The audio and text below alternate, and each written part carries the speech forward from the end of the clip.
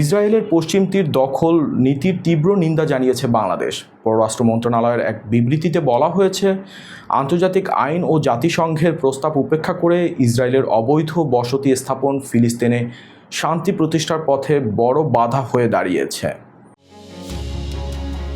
ফিলিস্তিনের পশ্চিম তীরকে ইসরায়েলের সঙ্গে যুক্ত করার জন্য একটি বিল অনুমোদন দেওয়া হয়েছে দেশটির পার্লামেন্ট নেসেটে। ইসরায়েলের এই পদক্ষেপের নিন্দা জানিয়েছে বিশ্বের বিভিন্ন দেশ।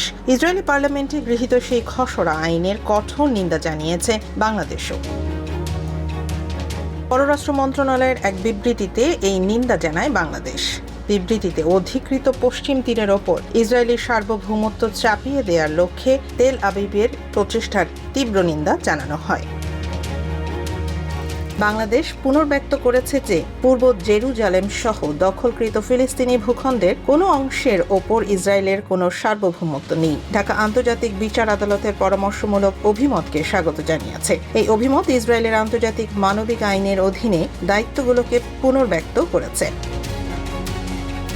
বিবৃতিতে বাংলাদেশ ফিলিস্তিনি জনগণের অবিচ্ছেদ্য অধিকার, আত্মনিয়ন্ত্রণের অধিকার এবং 1967 সালের সীমানার ভিত্তিতে পূর্ব জেরুজালেমকে রাজধানী করে স্বাধীন ও সার্বভৌম ফিলিস্তিনি রাষ্ট্র প্রতিষ্ঠার পক্ষে সমর্থন পুনর্ব্যক্ত করেছে।